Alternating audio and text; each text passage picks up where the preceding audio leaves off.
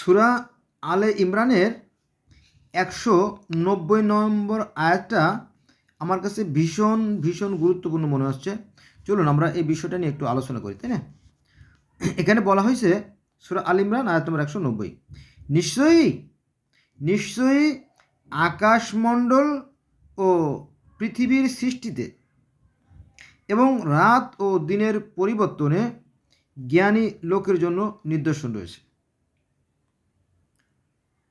সূরা আল ইমরান আয়াত নম্বর 191, যারা দাঁড়িয়ে বসে এবং শুয়ে আল্লাহকে স্মরণ করে। বন্ধুরা, এখানে নামাজ শব্দের অর্থ কিন্তু স্মরণ করা। নামাজ শব্দের অর্থ স্মরণ, সংযোগ এবং যোগাযোগ। তো এখানে দাঁড়িয়ে বসে এবং শুয়ে আল্লাহকে স্মরণ করে এবং আকাশ ও পৃথিবীর সৃষ্টি সম্পর্কে চিন্তা ভাবনা করে এবং বলে, হে আমাদের রব, তুমি এসব নিরর্থক সৃষ্টি করনি, তুমি পবিত্র, তুমি আমাদের আগুনের শাস্তি থেকে রক্ষা করো। এই সৃষ্টি সম্পর্কে চিন্তা করতে গিয়েই কিন্তু মানুষ এই বিজ্ঞানের আবিষ্কার করছে। এই বিজ্ঞান শব্দের অর্থ কিন্তু জ্ঞান। জ্ঞান মানেই বিজ্ঞান, আর বিজ্ঞান মানেই জ্ঞান। তো বিজ্ঞান কেন বলা হয়, আমরা বিজ্ঞান কেন বলি? বিজ্ঞান মানে কি? বিশেষ জ্ঞান। বিজ্ঞান মানে বিশেষ জ্ঞানকে বিজ্ঞান বলা হয়। তো বিজ্ঞান মানে হলো জ্ঞান। তো এই জ্ঞানকে কাজে লাগানোর ফলে, এই জ্ঞানকে কাজে লাগানো হলো বিজ্ঞান। আমরা এই জ্ঞানকে কাজে লেগে যে পরীক্ষা নিরীক্ষা গবেষণা করে নতুন কিছু তথ্যপত্র সংগ্রহ করি, সেটা হচ্ছে বিজ্ঞান। উদাহরণস্বরূপ, আপনার দুটো ভাই অথবা দুটো ছেলে, যাই বলেন, যাই ধরেন, তো দুইজনকে আপনি স্কুলে ভর্তি দিলেন, আপনার দুই সন্তানকে, যে আমার দুটো ছেলেই ভালো লেখাপড়া করবে সায়েন্স থেকে, তারপরে ডাক্তার হবে, ইঞ্জিনিয়ার হবে, ইত্যাদি ইত্যাদি। কিন্তু দুর্ভাগ্যক্রমে দেখা গেল একটা ছেলে আপনার সায়েন্সে ভর্তি হতে পারলো না, কারণ তার মার্ক কম, হ্যাঁ, এবং আপনার অঙ্ক ইংরেজিতে তার দুর্বল। তো টিচাররা বলো যে আপনার এই ছেলেকে সায়েন্সে দেওয়া যাবে না, তাহলে সে রেজাল্ট ভালো করতে পারবে না। তখন কি দিয়ে দিলাম, লেখাপড়া করা দরকার, আর্টসে দিলেন, তাই না? তো আর্টসে যাকে ভর্তি করা হলো, সে কিন্তু আপনার করে ওই রবীন্দ্রনাথ, কাজী নজরুল ইসলাম, শরৎচন্দ্র, ঈশ্বরচন্দ্র বিদ্যাসাগর, মাইকেল মধুসূদন দত্ত, এরকমটি রবীন্দ্রনাথ ঠাকুর, এদের যে লেখা কবিতা আছে, প্রবন্ধ আছে, ওইগুলো সে পড়ে, সেগুলো সে ইতিহাস, পরিণতি, ভূগোল, এগুলো সে পড়ে আর সে পরীক্ষা দেয়। কিন্তু সায়েন্স আলাও খুব একটা পার্থক্য নাই, কিন্তু এ কী করে জানেন? একটু ভিন্ন। সেটা কি? সেটা হচ্ছে যে সায়েন্সের যে ছাত্ররা, সে দেখবেন ওই তেলা পোকা, তারপরে টিকটিকি, তারপরে মশা, তারপরে ব্যাং, হ্যাঁ, সাপের কাটা, এই আজে বাজে জিনিস, বাড়ির আশেপাশে যে সমস্ত জিনিস পড়ে আছে উঠানের, হ্যাঁ, তো পুকুরে ওই সমস্ত জিনিসে নিয়ে আসে। কেঁচো, কারণ এই কেঁচো, হ্যাঁ, প্রাকৃতিক লাঙ্গল যেগুলো আর কি, তো এইগুলো নিয়ে আশেপাশে আজে বাজে জিনিসপত্র নিয়ে এসে করে, মানে পরীক্ষা নিরীক্ষা করে, কি জানি করে না করে, ছোটো ছোটো মারাত্মক ব্লেড দিয়ে সে টেবিলে, পলিথিন দিয়ে তার উপরে ওই ব্যাং কাটাকাটি করে। কি বাজে ব্যাপার স্যাপার, এ কী করলাম, তাই না? ছেলেরা কি নষ্ট করলাম? এ কি পাগল হয়ে গেল নাকি, তাই না? এই যে ব্যাপার স্যাপার। তো এই ছেলে একদিন সায়েন্সের থেকে ভালো রেজাল্ট করছে, তারপরে একসময় থাকলে এই ছেলেটা বুয়েটের ইঞ্জিনিয়ারও হয়েছে। তো ভালো কথা। এখন মা বাপ দেখে কি, আমার সেই ইঞ্জিনিয়ার ছেলেটা মাসে ইনকাম করে কত জানেন? 10 লাখ টাকা। কত? আমার এই সেই তেলা পোকা কাটা ছেলেটা, ইঁদুর বাদুর, হ্যাঁ, তারা টিকটিকি, মশামাছি, ব্যাং কাটা যে ছেলেটা, সেই ছেলেটা মাসে 10 লাখ টাকা ইনকাম করে, বউ বাচ্চা নিয়ে ঢাকা শহরে মাশাআল্লাহ খুব ভালোই আছে। আর যে আর্টসে পড়া যে ছেলেটা, সে একটা চাকরি পাইছে, মার্কেটিংয়ের চাকরি, 12,000 টাকা বেতন, পপুলার মেডিসিন কোম্পানিতে। আর টিএডিএ ইনস্টিটিউট মিলে আরও 4-5 হাজার টাকা পায়, কিন্তু ওগুলো কনভেন্স হিসেবে খরচ হয়ে যায়, বুঝছেন? সে দিন রাত খাইটে মরে, খাইটে মরার পরে 12,000 টাকা প্লাস ওই টিএডিএ ইনস্টিটিউট মিলে আর 4-5 হাজার টাকা পায়, 16-17 হাজার 20 হাজার টাকাই পায়। হ্যাঁ, কিন্তু সেগুলো থাকে না, বুঝছেন? দিন রাত খেটে মরে, কিন্তু মাস শেষে হাত শূন্য। আর যে ছেলেটা সায়েন্সের, সেই ছেলেরা কত মাসে 10 লাখ, তাই না?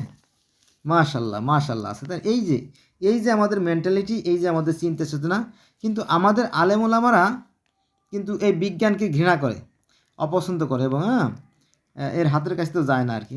তারা বলে না, এ সমস্ত কোনো দরকার নাই, কোরআন শরীফ পড়লেই নাকি সব, অথচ এগুলো কোরআনে লেখা নাই। হ্যাঁ, এই সমস্ত এই সেন্সিটিভ বিষয় নিয়ে আলেমরাই মানুষকে ধোঁকা দেয়। এটা খুবই জঘন্য, খুবই বাজে বিষয়। সৃষ্টিকর্তা কিন্তু শুধু এই আয়াতেই না, শুধু সূরা আল ইমরানের এই 90-91 নম্বর আয়াতেই না,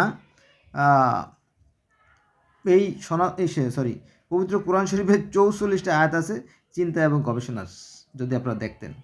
আচ্ছা, কি বলছে দেখেন আবার। সূরা আলে ইমরান আয়াত নম্বর 190-তে বলা হয়েছে, নিশ্চয়ই আকাশ ও পৃথিবীর সৃষ্টিতে এবং রাত ও দিনের পরিবর্তনে জ্ঞানী লোকদের জন্য নির্দেশ রয়েছে। জ্ঞানী অর্থাৎ বিজ্ঞানী। হ্যাঁ, জ্ঞানী মানে বিজ্ঞানী, আর যার জ্ঞান নাই সেও মানুষ, সে খারাপ মানুষ তা না, বিশেষ জ্ঞান প্রাপ্ত না। আচ্ছা, এবার আমরা 191 আয়াতে বলা হয়েছে, যারা দাঁড়িয়ে বসে ও শুয়ে আল্লাহকে স্মরণ করে।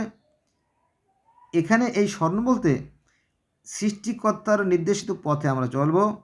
হ্যাঁ, তাকে সবসময় স্মরণ রাখবো।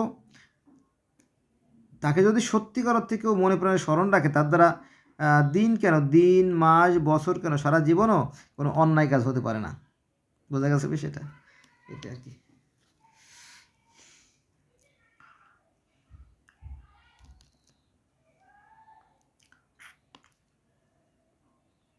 তাহলে যারা দাঁড়িয়ে বসে শুয়ে আল্লাহকে স্মরণ করে এবং আকাশ ও পৃথিবী সৃষ্টি সম্পর্কে চিন্তা ভাবনা করে এবং বলে, হে আমাদের রব, তুমি এসব নিরর্থক সৃষ্টি করনি, তুমি পবিত্র, আমাদের আগুনের শাস্তি থেকে রক্ষা করো।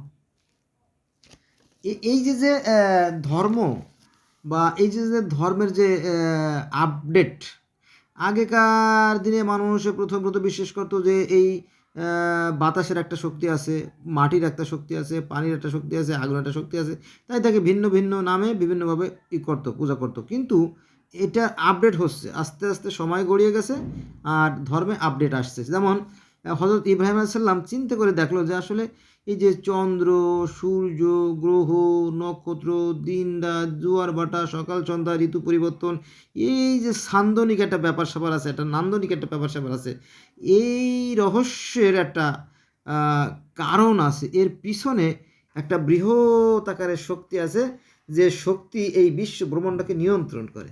হ্যাঁ, তিনি বলেন, দেখো মনে হয় এরমটি হবে। হ্যাঁ, তো এই যে চিন্তা বা চিন্তার যে আপডেটটা, এখান থেকে মূলত এই ইসের সৃষ্টি।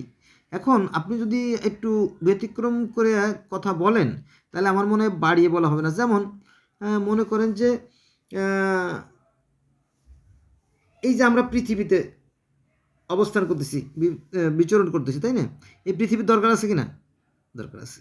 এই পৃথিবীর যে মাটি, যে পদার্থ, এই পদার্থকে ভাঙলে কিন্তু শক্তি উৎপন্ন হয়, জানেন তো, তাই না? পদার্থ ভাঙলে বিভিন্ন ধরনের শক্তি উৎপন্ন হয়। আবার এর ভিতরে কিছু কিছু উপাদান আছে, যেমন আপনার তেল, গ্রিজ, মোম, piece, kerosene, Vaseline, diesel, octane, fuel, এই জাতীয় যে সমস্ত উপাদান আছে। তারপরে আপনার কয়লা, তারপরে আপনার কার্বন, এই জাতীয় উপাদান থেকে কিন্তু বিদ্যুৎ উৎপন্ন করা যায়। হ্যাঁ, তাহলে মানে পৃথিবীর যে পদার্থ আছে, এগুলো ভাঙলেও আমরা শক্তি বা বিদ্যুৎ উৎপন্ন করতে পারি। আবার এই যে সূর্যের যে তাপটা, এই সূর্যের তাপ দিয়ে দেখেন না গ্রামে গ্রামে, তাই না, ওই যে আপনার সৌর প্যানেল ঘরের চালে বসাইয়ে বিদ্যুৎ উৎপন্ন করা হয়। তার মানে পদার্থকে ভাঙলেও শক্তি উৎপন্ন হয়, আবার এই তাপ থেকে শক্তি উৎপন্ন করা যায়। আবার বাতাসের গতিকে কাজে লাগিয়ে বাতাসের গতিতে পাখা ঘুরবে, মানে প্রোপেলার ঘুরবে, আর ওই শক্তি দিয়ে জেনারেটরের মাধ্যমে আপনার বিদ্যুৎ উৎপন্ন করা যায়, অর্থাৎ শক্তি উৎপন্ন করা যায়। আবার বাতাস দিয়েও করা যায়, সূর্যের তাপ দিয়েও করা যায়, পদার্থ দিয়েও করা যায়, আর ওই যে ফুয়েল অকটেন দিয়ে তো করা হয়, আপনারা জানেনই, তাই না?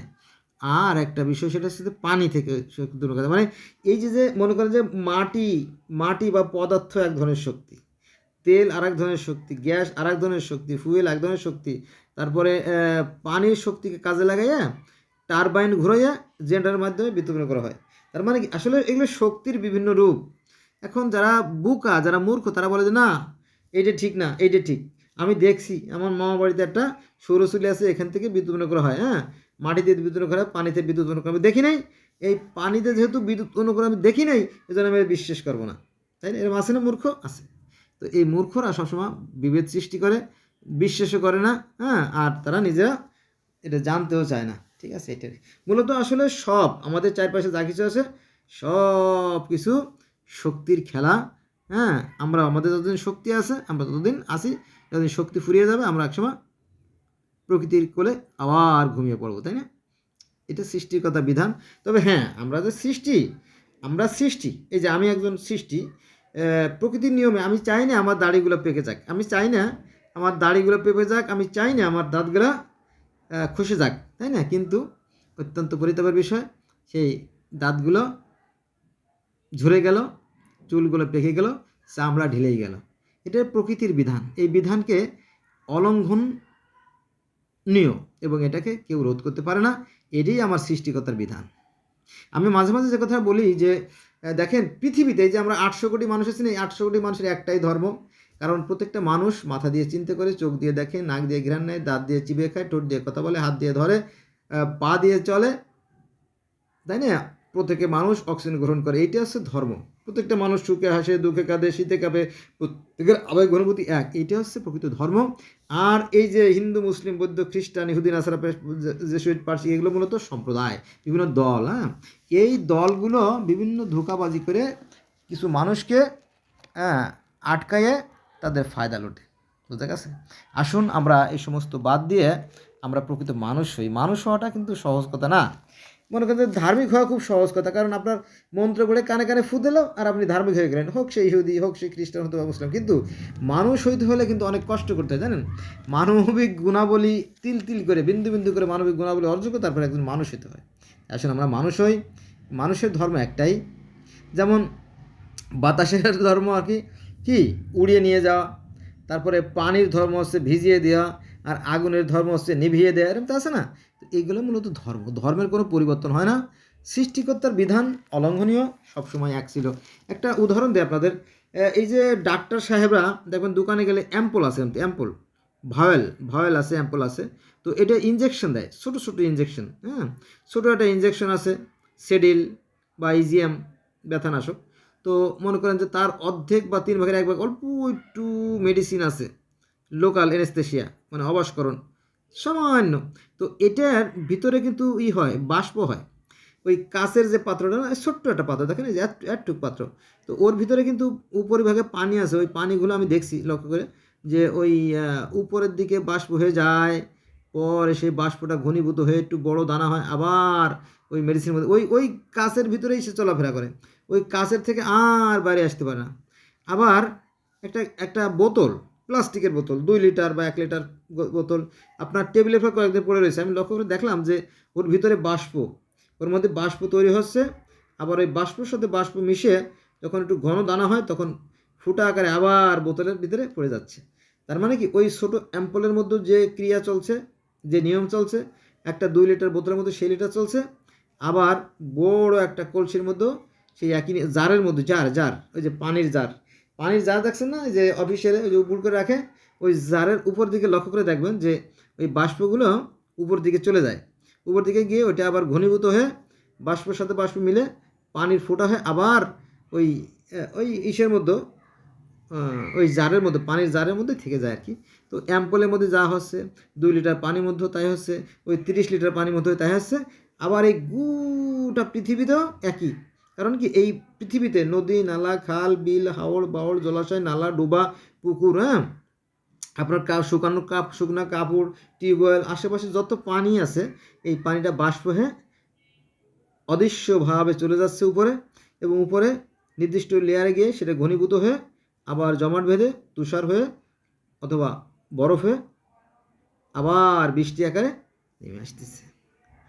তার মানে এই একটা অদৃশ্য একটা দেওয়াল দিয়ে আমাদের উপরে আমাদেরকে ঘিরে রাখছে অদৃশ্যভাবে। আবার এই যে আমাদের পৃথিবী দেখছেন না, এই পৃথিবীর কিন্তু চারিদিকে আছে, ওই যে ম্যাগনেটিক ফিল্ড আছে। এই ম্যাগনেটিক ফিল্ডটা আবার কিভাবে কাজ করে জানেন? এই পৃথিবীর যে অভ্যন্তরে অর্থাৎ পৃথিবীর পেটের ভিতরে যে সীমাহীন যে লোহা আছে, গলিত লোহা, এই লোহার আকর্ষণের কারণে একটা চুম্বকীয় ক্ষেত্র তৈরি হয়েছে, যে জন্য পৃথিবীটা আর এদিক ওদিক সরে যায় না। এই পৃথিবীটাকে একটা চুম্বকীয় ক্ষেত্র এভাবে ধরে রাখছে। দেখেন আমার 4 আঙ্গুলের মাঝখানে যে জায়গাটা, ঠিক একটা ক্ষেত্র, একটা ম্যাগনেটিক ফিল্ড যেটা আর কি, সেটা এই পৃথিবীটাকে ধরে রাখছে। হ্যাঁ, এগুলো অনেক ঊর্ধ্বের বিষয়, যারা সায়েন্সের সাথে তারা হয়তো বুঝবেন বিষয়গুলো, তাই না? যেমন চুম্বক, এটা হচ্ছে চুম্বক, এই আমার হাতে একটা চুম্বক, এটা হচ্ছে লোহা, তাই না? লোহা কী করে? আকর্ষণ করে, বিকর্ষণ করে, আকর্ষণ করে, বিকর্ষণ করে না, এগুলো সৃষ্টিকর্তার অলঙ্ঘনীয় বিধান। এটা অনন্ত কোটি কাল কেন এর পরিবর্তন হবে না, এটা পরিবর্তনের বিষয় না, এটাই সৃষ্টিকর্তার নিয়ম বা বিধান, বা এটাই ধর্ম। বুঝছেন? তো আমাদের বুঝলেন তো, তাই না? গোটা পৃথিবীতে আমরা যত মানুষ আছি 800 কোটি, 800 কোটি প্লাস আর কি, 800 কোটি কত লক্ষ জানি, কত হাজার এমনি আছে। যাক, এটা সঠিকও না বলা তো কঠিন, সে যাই হোক সংখ্যা, আমরা আসলে একই মানুষ। আর একটা বিষয় আমি মাঝে মাঝে বলি, সেটা হচ্ছে যে এই যে আমরা যে ভাষা, মুখ দিয়ে যে ভাষা আমরা বলি, এই ভাষা মূলত একটা মতো যন্ত্র, মানে বাকযন্ত্র মানে কি, বাক্য তৈরির যন্ত্র, যেটাকে ইংলিশে বলা হয় ভোকাল কর্ড বা বাক্য তৈরির যন্ত্র আর কি। তো এই বাক্য যন্ত্র কিন্তু আমাদের পৃথিবীতে যত মানুষ আছে সবার এই একটাই বাক্য তৈরির যন্ত্র। শুধু এখানে না, পৃথিবীতে যত প্রাণী আছে, যেমন ব্যাং, ম্যাক ম্যাক ম্যাক, তাই না? ও হ্যাঁ, এটা ব্যাং এরম করে। আর হাঁসের বাচ্চা কী করে? চিউ চিউ চিউ করে, তাই না? আর কাকের বাচ্চা কা কা কা, তাই না? আর কোকিল কী করে? কুহু কুহু কুহু। এই যে যে যতই ভাষা থাকুক না কেন, গরু হাম্বা হাম্বা, ছাগল ভ্যাঁ ভ্যাঁ, এই যে যে ডাকগুলো আসলে যে যেভাবেই ডাকুক না কেন, এই মুখ দিয়ে কিন্তু ডাকে। তার মানে পাখি বলেন, আর গাছ, মানে প্রাণী বলেন, আর মানুষ বলেন, সবাই কিন্তু এই মুখ দিয়ে কিন্তু শব্দ করে, তাই না? তার পা দিয়ে বা হাত দিয়েও শব্দ করে, সেটা ভিন্ন শব্দ, সেটা আসলে ভাষা না। এখন ওই কাকের ভাষা হয়তো আমরা বুঝি না। একটা মজার কথা মনে পড়ে গেল। মনে করেন যে আপনি একটা পথে চলাফেরা করেন বাড়ির পাশে, ভালো কথা, সেখানে কাকেরা বাস করে, তাও ভালো কথা, কাকের বাসা আছে, তাও ভালো কথা। কিন্তু হঠাৎ করে আপনি দেখলেন যে কা কা কা, মানে এই কাকের একটা ভিন্ন সুর, হঠাৎ করে কয়েকশো কাক জড়ো হয়ে গেল, 200-300 কাক। কী ব্যাপার? আপনি তাকায় দেখলেন যে কাকের একটা বাচ্চা তার বাসা থেকে পড়ে গেছে নিচে। তো কাকের বাচ্চাটা অসতর্ক অবস্থায় পড়ে যাওয়ার কারণে ওই আপনার উঠতে পারতেছে না, খুব একটা ভালো করে ওড়া শেখে নাই। তো ডালের পর এসে পড়ছে, তো মা তো বিপদ, হায় হায়, যদি নিচে পড়ে যাবে মানুষই তো ধরে নিয়ে যাবে আর কি, মেরে ফেলবে। তো সে অন্য কাকদের ডাক দিয়েছে, আর অন্য কাকরা এসে ওখান থেকে মানুষ চললে তার মাথায় ঠোকর মারে। কাকের একটা অভ্যাস আছে জানেন তো, যে কাকের মাথায় ঠোকর মারে, কাকে মাথায় ঠোকর মারে। তো ওখান থেকে লোকজন যাচ্ছে না, আর যারা মুরব্বী, যারা বয়স্ক, তারা বলতেছে এই বাবারা ওখান থেকে যাও না, কাকের বাচ্চা সম্ভবত মাটিতে পড়ে গেছে। আসলে মাটিতে পড়ে নাই, ডালে পড়ছে, যে ওখান থেকে গেলে তোমার মাথায় ঠোকর দেবে বা চোখে ঠোকর দেবে। চোখে ঠোকর দেয় সাধারণত বকে। হ্যাঁ, তো বলো যে আচ্ছা ঠিক আছে, সাবধানে যাব। অনেকে আবার গেছে মাথায় একটু গামছা দিয়ে নিরাপত্তা করে তারপরে গেছে, এরকম আর কি। তারপর আস্তে আস্তে আস্তে ওই কাকটা কিছু সময় পরে আস্তে আস্তে আস্তে আস্তে আস্তে হ্যাঁ, এক পা দুই পা করে করে যখন বাসায় গেল, তখন ওই যে মা কাকটা বলো যে তোমরা চলে যাও, তখন দেখলে সব কাক চলে গেছে, যখন কাকটা নিরাপদ জায়গায় গেল। এই যে যে কাকদের ভাষা, এটা কাকরা বোঝে, হয়তো আমরা বুঝি না, ঠিক আছে? কিন্তু এরকম তো অনেক কথা আর কি। তো আসলে আমাদের বিবেককে কাজে লাগানো দরকার। সৃষ্টিকর্তা আমাদেরকে যথেষ্ট জ্ঞান দিয়েছে, আর এই জ্ঞান দিয়ে কিন্তু মানুষ আজকে, তাই না, মহাসমুদ্রের গভীরে যে সাবমেরিন নিয়ে চলাফেরা করতেছে, জাহাজ নিয়ে চলাফেরা করতেছে, আর মহাশূন্যে সেই কৃত্রিম উপগ্রহগুলো পাঠাইছে, তাই না? এগুলো কিসের কারণে হয়েছে সম্ভব? এই টনকে টন হাজার হাজার টন লোহা লক্ষ্মণী উড়ে যাচ্ছে কিসের পাবে সম্ভব? এটা বিমান, জাহাজ, রেল যাই বলেন, এগুলো সব এই জ্ঞানের কারণ হয়েছে। তাই হ্যাঁ, সৃষ্টিকর্তা মহান, যিনি আমাদেরকে জ্ঞান দান করছেন। আর বিজ্ঞানীরা কী করে? তাদের সৃষ্টিকর্তা যে জ্ঞানটাকে কাজে লাগে তারা উন্নতির মানে চরম শিখরে আহ্বান করছে। আর আমরা বিশেষ করে মুসলমানরা বিজ্ঞান বিরোধী, ফলে তারা পিছিয়ে পড়ে আছে জাতি হিসেবে। তাই আমি অনুরোধ করবো, আসুন আমরা বিজ্ঞান চর্চা করি। এতে আমাদের জীবন সুন্দর হবে এবং আমাদের ভবিষ্যৎ প্রজন্ম সুন্দরভাবে জীবনযাপন করতে পারবে।